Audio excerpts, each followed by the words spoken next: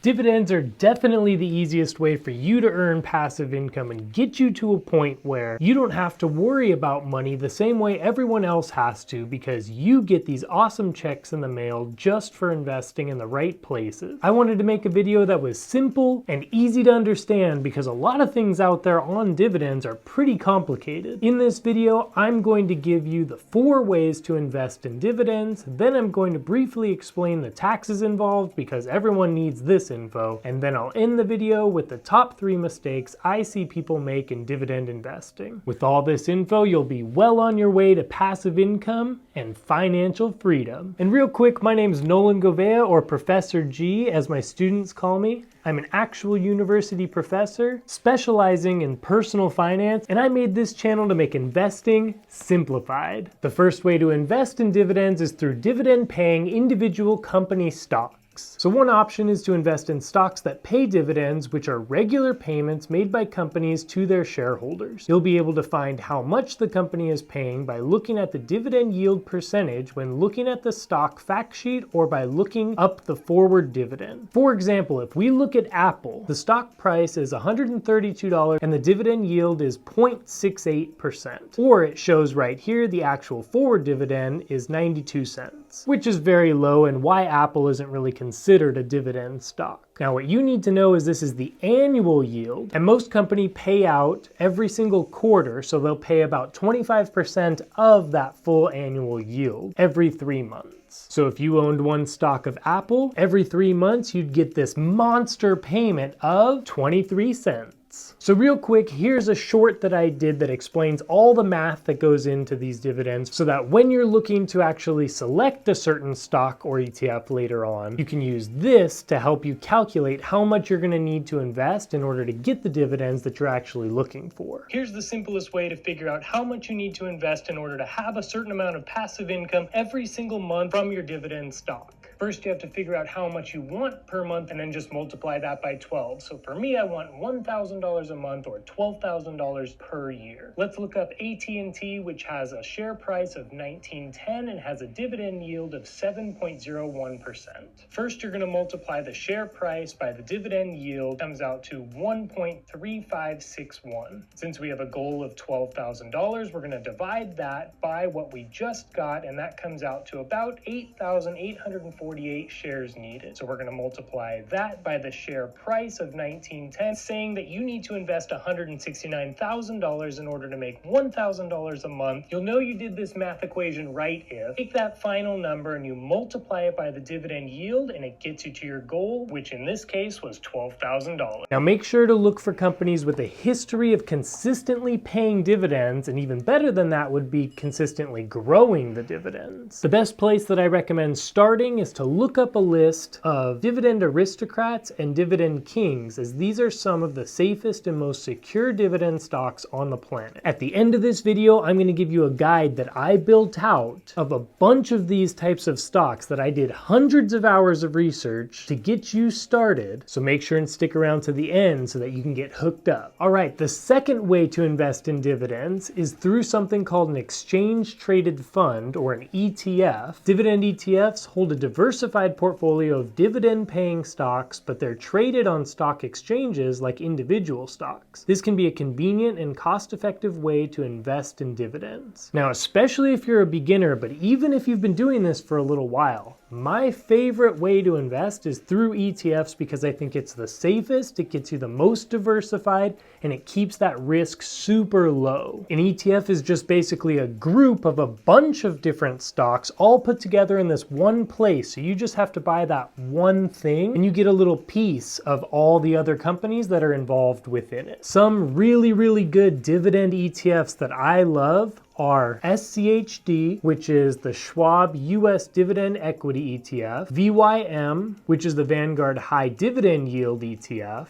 and DGRO, which is the iShares Core Dividend Growth ETF. So for example, if you were to buy just one share of VYM for around $100, you're actually getting a small piece of over 440 different company stocks just by buying that one ETF. So if a couple of those stocks do bad, and then a couple of them do pretty good, you don't have to worry about the ones that do bad, or you don't have to worry that you're going to drop in value too much, because the ones that are good are going to hold the rest of the portfolio up and hopefully should keep that risk pretty mitigated. Now, a third way to invest in dividends is through Dividend Mutual Funds, which is a type of mutual fund that holds a diversified portfolio of dividend-paying stocks. Mutual funds are not necessarily my favorite way to invest because usually they have higher fees than things like ETFs and definitely than the company stock individually, but they are very good because just like an ETF, they keep that risk low because it's still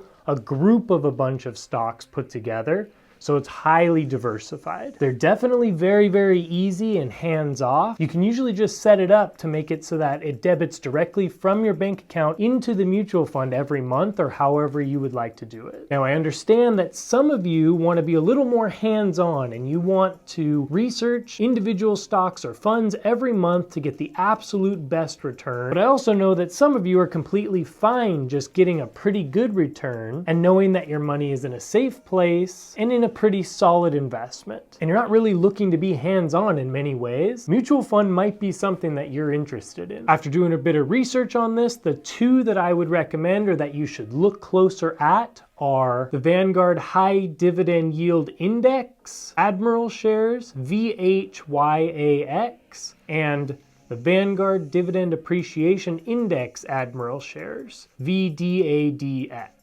The fourth way that you can invest in dividends is through something called Dividend Reinvestment Plans, or DRIPs. Some companies offer DRIPs, which allows shareholders to reinvest their dividends in additional shares of the company's stock rather than receiving cash payments. And this can be a great way to let your investment compound and continue to make you more investments as time goes. And then depending on the investment platform that you use, when you actually go and buy a stock or an ETF, there's usually a selection that you can click right before you're about to make the purchase, and it lets you pick if you'd like to reinvest the dividends or if you'd rather them just send you the money every single quarter. And for me right now, I'm definitely reinvesting all of my dividends because I'm not doing this for the little cash flow that I'm getting now. I'm going to grow all of my investments to make it so that it's a real paycheck later on. The obvious pro of the DRIP, or to reinvest your dividends, is that it just supercharges that investment and gets that dividend snowball growing bigger and bigger much quicker. The cons, however, are that that money's going back into your investment, but you still have to pay a tax on the actual dividend itself because that was a gain. You technically are getting paid from the company, and so you have to get taxed on that.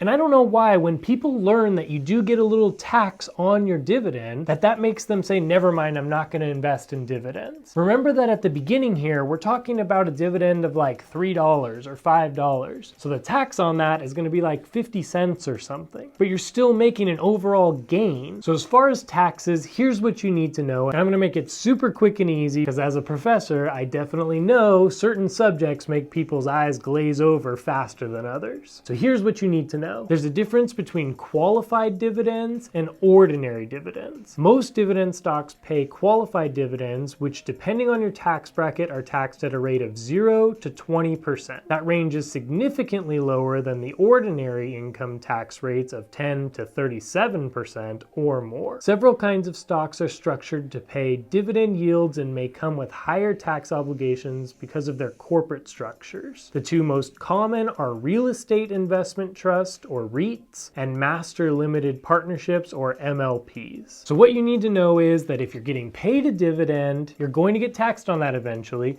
And if you want to know before you purchase a certain stock or an ETF what type of dividends they're paying out, that would be very smart. And you can do a simple Google search to be able to find this information about any company or any ETF. And the way the taxes actually work is that at the end of the year, you'll receive a tax form from your investing platform that shows all of the gains that you made from any sales of any stocks, and then also any gain that you made from dividends from companies throughout the year. Then you just submit that form when you're doing your taxes that next April, and at that point you'll have to pay whatever's due. So at first in dividend investing, it's going to be very, very little, a couple dollars. But for me, the ultimate goal is to make those tax payments way bigger, because if you have $1,000 tax payment on your dividends, that means you're making $5,000 or $10,000 in dividends. And that's exciting. Remember, the most important thing here is to make sure that you talk to an actual tax professional, because they'll know your actual situation and they'll be able to help you and let you know exactly what you need to do or what to look out for. So here are the 3 biggest mistakes that I see all the time in dividend investing. Coming in at number 3 is looking for the highest dividend yield and only caring about the highest dividend yield. Just because a company is saying that they're paying 10% or 15% on something doesn't mean that that is a good investment. At the end of the day, the company is sharing its profits with you as an investor, and there's a reason why most companies are 5% or under as far as dividend yield. And that's because that's what keeps a sustainable business sustainable. You can't just keep paying out all of your profits, because you need that for other things in order to run the business. Coming in at number 2 is all about the taxes. I just see a lot of people not understand the difference between the qualified dividends versus the ordinary dividends, and specifically as it pertains to REITs, or the real estate ones. Usually those REITs have really high dividend yields, but you're paying a much higher tax on them, so it kind of evens out at the end. You guys are all set with that information, so let's move on to number 1. Number 1, the biggest mistake that I see people make in dividend investing by far is to not understand what dividend investing is at its core. This is not about getting rich quick. This is not about making all of your money by next year. The whole idea here is to make passive income that will pay you literally forever. So we want to make sure that we're picking sustainable companies, good companies, sometimes boring companies with very, very solid balance sheets and good fundamentals that'll be around for 50 years or 100 years and continue to increase that dividend so that you get paid a better paycheck every single quarter. You can invest in growth companies like Tesla or Nvidia for that fun appreciation in price, and you can definitely have that as a part of your portfolio, but when you're investing in dividends, I want you to keep the goal in mind that it's sustainable income forever. Lucky for you, I compiled the list of the top 10 dividend stocks that every investor needs in their portfolio. So watch this video now, because I did a crazy amount of research to make this list a helpful guide to get you started or keep you going strong with all the things I just talked about in this video represented in these picks.